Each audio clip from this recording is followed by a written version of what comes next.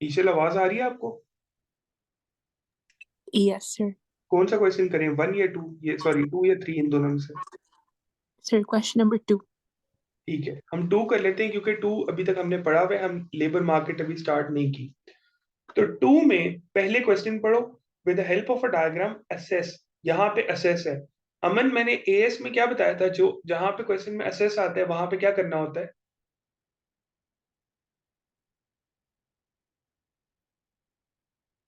अमन, मैंने क्या बात बताई थी बच्चे, जहां पे असेस लिखा होता है वहां पे क्या सर रिक्वायर?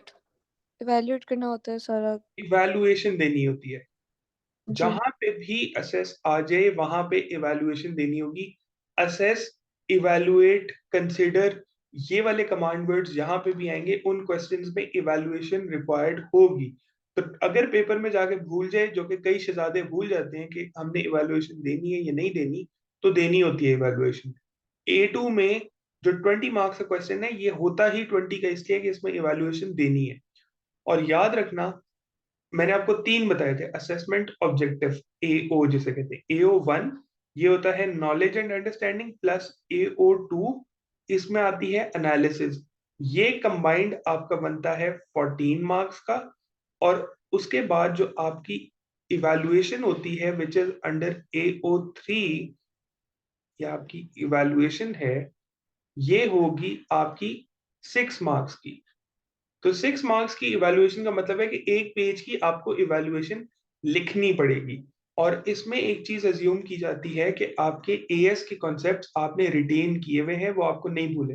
अच्छा, with the help of a diagram assess the view that government intervention can be used successfully to correct market failure caused by positive externalities. अब मुझे बताओ, पहले स्टार्ट कैसे करेंगे? कौन बता सकता है?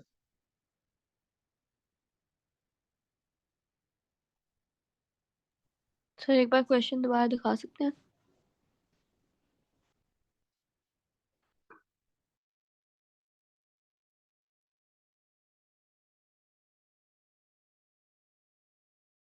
ठीक है सर।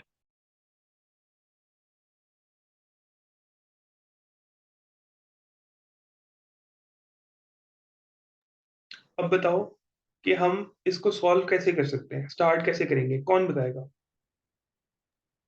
सर, पहले हम डेफिनेशन से स्टार्ट कर सकते हैं कि मार्केट फेलियर का क्या मतलब है और um, हाँ सर। बोलो बोलो बोलो बोलो। तो sir we can start with the definitions कि मार्केट फेलियर का क्या मतलब है और कैसे गवर्नमेंट इंटरवीन कर सकती है।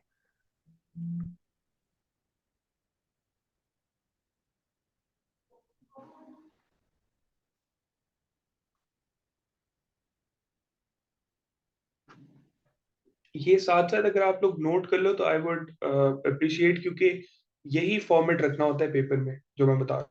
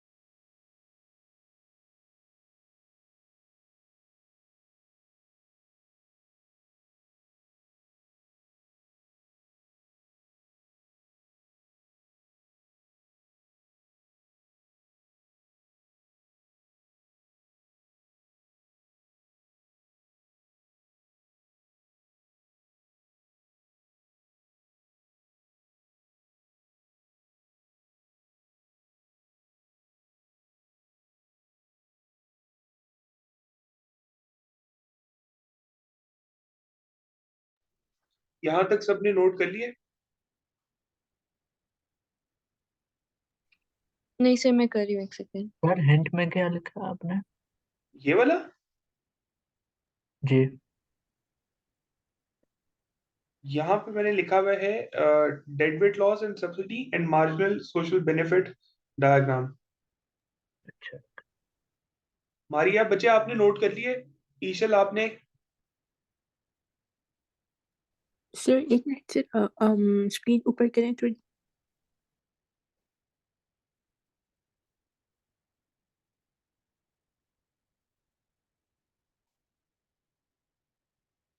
ये क्वेश्चन मैंने पूरा नहीं कराना, ये सिर्फ मैं एक हिंट के तौर पे इतना लिखा है।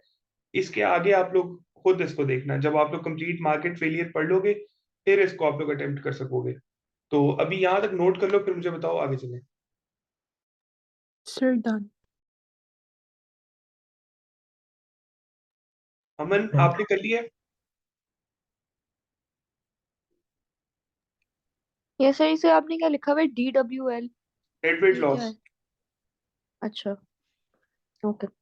और MSB क्या है, मार्जिनल सोशल बेनिफिट? जी हो गया? यस जी सर। सर। ठीक है। इसकी जो इवैल्यूएशन होगी, क्योंकि ये क्वेश्चन अभी तक आप लोगों को मैंने पढ़ाया हुआ नहीं है, तो इसकी इवैल्यूएशन में एक तो ये चीज ख्याल करना कि हमने जो भी अब इस क्वेश्चन में पहले, सॉरी, इवैल्यूएशन पे मूव करने से पहले इसको समझ लो। क्वेश्चन में जो भी मैंने बात लिखी है उसको सपोर्टिंग आर्ग्यूमेंट में लिखता रहा हूं, और ये जैसे मैंने लिखा हुआ है यहाँ पे एक सपोर्टिंग आर्ग्यूमेंट दिया हुआ है। This is happening due to, this is when you are over producing a merit good. ये मैंने एक सपोर्टिंग आर्ग्यूमेंट दी है, डायग्राम बनाई है, तो करेक्टली लेबल एक्सिस उसके बिल्कुल ठीक है। छोटी छोटी चीजें होती हैं, बच्चे ये बात नहीं समझते कि जब वो एक चीज मेंशन करके छोड़ देते हैं पेपर में तो उसके उनको मार्क्स नहीं मिल रहे होते हैं। मैं अगर लिखूं कि एलोकेटिवली एफिशिएंट नहीं है मार्केट, तो मुझे मार्क्स नहीं मिलने उसकी, सॉरी मैं लिख दूं एलोकेटिवली एफिशिएंट और मैं डायग्राम ना बनाऊं तो मुझे उसके मार्क्स नहीं मिलने वाले। यही रीजन है कि बच्चों को A2 में 20 में से मिलते हैं तकरीबन 15 14। क्यों? कि डायग्राम नहीं बनाई, या एक्सप्लेनेशन प्रॉपर नहीं है, या अगर डायग्राम बनाई है तो उसको करेक्टली लेबल नहीं किया हुआ। अब यहाँ पे मैंने D is equal to AR is equal to MR is equal to P नहीं लिखा बता, तो इसको मैं करेक्टली लेबल्ड एक डायग्राम बनाऊं, कोई मेरे मार्क्स नहीं डिडक्ट कर सकता। फिर आती है इवैल्यूएशन। इवैल्यूएशन मैं आपको दिखाता हूं जो इन्होंने मार्किंग स्कीम में दी हुई है, क्योंकि यहाँ पे हमारे पास जगह इतनी नहीं है। ये मैंने पहले ही खोली हुई थी इवैल्यूएशन। एक मिनट, ये इवैल्यूएशन है। इवैल्यूएशन में सारी वो स्टेटमेंट्स आप देते हो विच can B otherwise used. Which can B otherwise use का मतलब है, जैसे हमने एएस लेवल में डिस्कस किया था, हमारा क्वेश्चन था कि क्या हमारी monetary policy can be used to correct unemployment, और हमने क्या बात की, monetary policy can be used, however there are fiscal and supply side policies. An expansionary fiscal or an expansionary supply side policies can be equally useful because they will, supply side policies का फिर आप लिख दो कि aggregate supply जब आगे की तरफ shift होगी तो it will increase the output and thus employment in that जो भी sector है। फिस्कल पॉलिसी का क्या लिखोगे कि फिस्कल पॉलिसी जब एक्सपेंशनरी होगी तो आपकी एग्रीगेट डिमांड के जो हमने पढ़े थे, C plus I plus G plus X minus M, suppose अपनी गवर्नमेंट स्पेंडिंग बढ़ाती है तो उससे एग्रीगेट डिमांड आगे शिफ्ट होगी, और जो आपका एग्रीगेट इक्विलिब्रियम बनता है उस पे आगे की तरफ जाने की वजह से एक ग्रेटर एम्प्लॉयमेंट लेवल पे आओगे। ये आपका एग्रीगेट, सॉरी, इस तरह का आपका सप्लाई कर्व होता है एएस, ये आपका एडी है। एडी अगर आगे शिफ्ट होगा तो आपकी इंप्लॉयमेंट लेवल बढ़ती है। हमेशा जो इवैल्यूएशन होती है इसको मैं ज्यादा इन डेप्थ इसीलिए नहीं एक्सप्लेन करता, हर बच्चे का इवैल्यूएशन का स्टाइल अपना होता है, हर बच्चे की अंडरस्टैंडिंग का लेवल अपना होता है। अगर इवैल्यूएशन अच्छी करनी है तो उसका तरीका है इसकी प्रैक्टिस, और प्रैक्टिस से पहले कॉन्सेप्ट्स को पक्का करो, क्योंकि इसमें आपने ऑल्टरनेट अप्रोच बतानी होती है इवैल्यूएशन में। और इवैल्यूएशन कोई जिन नहीं है जिससे डरता है हर बच्चा। इवैल्यूएशन में सिर्फ आपने बताना है इन पॉलिसीज के अलावा क्या ऐसी पॉलिसी है विच इज रिकमेंडेड या विच गवर्नमेंट माइट डू, यहाँ पे माइट का वर्ड यूज हुआ होगा। ये देखो, government might introduce a subsidy, तो या डायरेक्ट प्रोविजन, सॉरी, यहाँ पे कोई और स्टेटमेंट लिखी भी नहीं है, लेकिन इसमें बेसिकली यही है कि which can otherwise be used, या विच कैन बी यूज्ड, या गवर्नमेंट माइट यूज। तो ये सारी इधर वो स्टेटमेंट्स आएंगी जो ऑल्टरनेट पॉलिसी अप्रोचेस हैं। इवैल्यूएशन क्लियर हो गई? जी sir. Aman, Ishal, yes Maria? Yes, sir. Maria आपको?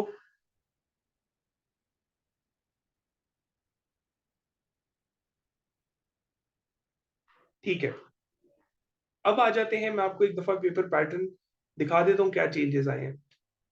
तो एक जो मेजर चेंज आया हुआ है पेपर पैटर्न में, ये कौन सा है, वो आया है, रुको, पहले आपके 4 सेक्शंस होते थे, अब आपके हो गए हैं 5 सेक्शंस। तो पहले ये होता था कि यहाँ पे जो टॉपिक्स लिखे होते थे, जैसे मैंने आपको चैप्टर 6 पढ़ा है, वो चैप्टर 6 वाले सारे टॉपिक्स अब शिफ्ट हो गए हैं A2 में। मैंने आपको कुछ टॉपिक्स पहले पढ़ाए, कुछ पढ़ाए बाद में, तो वो A2 के साथ इसके साथ चैप्टर 7 के साथ वो मर्ज हो गए हैं। जो यहाँ पे टॉपिक्स थे वो अब यहाँ पे मर्ज हो गए हैं, जैसे private cost and benefits, efficiency and market failures. फिर उसके बाद नीचे आ जाओ, तो लास्ट में एक जो नई चीज आई है वो ये आई है आपकी, ये international economic issues. International economic issues में आपके टॉपिक्स स्पेसिफिक भी होंगे, जैसे एक्सचेंज रेट का टॉपिक है, ये आप एएस में पढ़ते हो, ग्लोबलाइजेशन को आप एएस में टच करते हो थोड़ा सा, और उसके बाद characteristics of company countries at different levels of development, इसमें वो नहीं है, कोई इतनी रॉकेट साइंस नहीं है, चैप्टर 8 है सारा, चैप्टर 8 और 9 है। तो इसमें कुछ चीजें ऐड हुई हैं, लेकिन ज्यादातर इसमें पॉलिसी की तरफ शिफ्ट हुआ है। अब आप लोगों को पॉलिसी वाली चीजें भी इसमें कराई जाएंगी, आपकी जो ओपिनियन है वो पॉलिसी रिलेटेड भी होगा। तो एक जो प्रॉब्लम हमें आएगा यहाँ पे, हमारी जो टेरी कुक की बुक है जो मैंने सबको बताई थी जिसे पढ़ो, वो इनफ नहीं है। अब आपको कोलिन बैम्फोर्ड और सूजन ग्रांट की बुक चाहिए होगी।